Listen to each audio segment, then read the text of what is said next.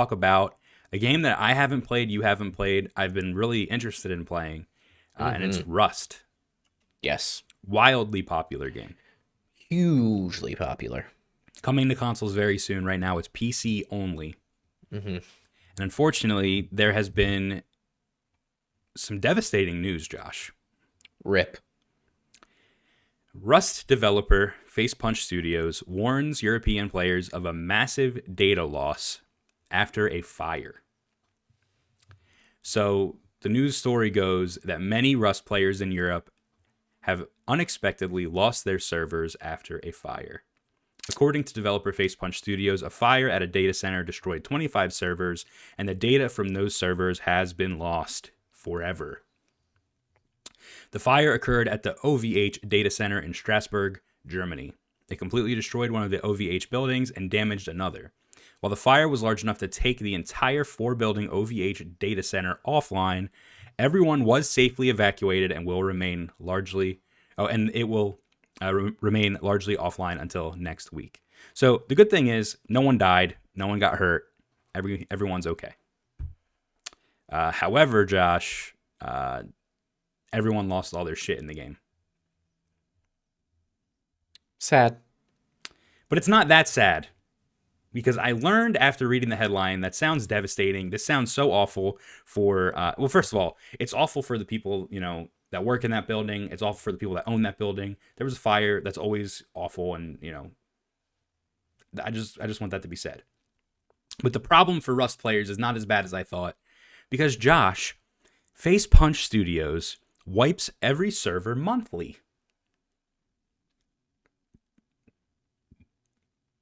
So basically, to save space and to save, data, they wipe every server every month. Everything you've done, all the bases you've built, it's all gone. I didn't know that was a thing in Rust. There's no player data saved at all? From what I read, no. Everything is gone.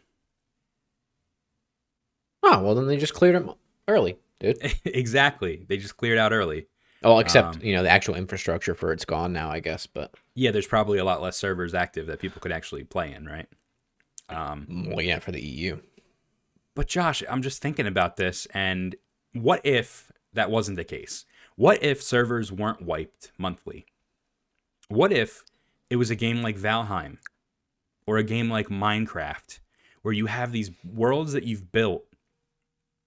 How would that impact you as a player, Josh? How would you feel if this happened to you? Not good. Hours of work lost. Dude, if we lost everything in Valheim, I might cry. Me too. So it just goes to show, online gaming is cool, and always online games are fine, but something like this could potentially wipe all of your progress, everything off the map. What about a game like Apex Legends? What if your player data, No, that's not possible. So, yeah. I mean, it sucks, right? Because it's hundreds of hours of stuff on there. I think this actually, to bring up an additional point, I think we were actually talking about it in our group chat this week with all of our friends about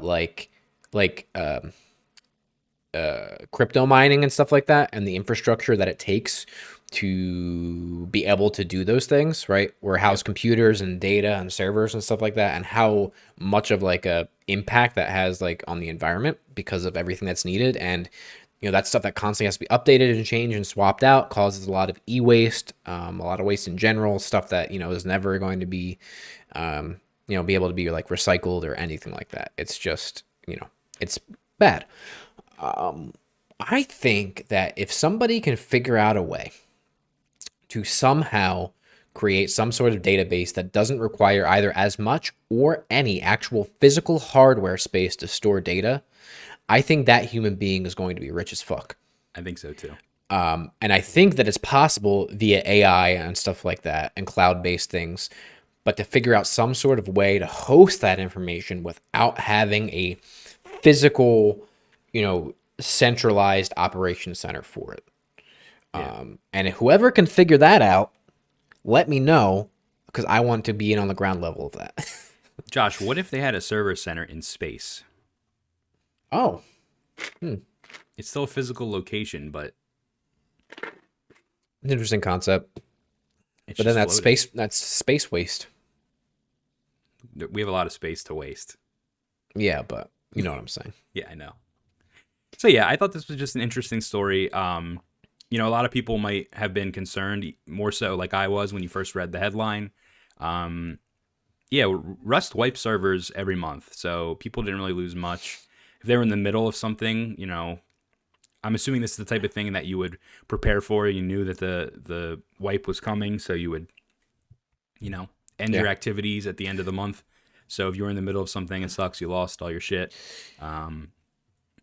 But yeah, I just think that, like Josh said, there needs to be a fundamental change in servers because, like you said, with the crypto mining, with the NFTs, this is going to have a huge impact on our environment. So yeah, I think there is a train barreling down on us with that issue, and from like a game dev side of it, if you're going to do an always online games as a service type thing, these are things that you'll have to start thinking about. And traditional server spaces, this fire is just a small example of that, of how vulnerable they actually are. And then you also think about like the hacking stuff and look at the studio that shall not be named.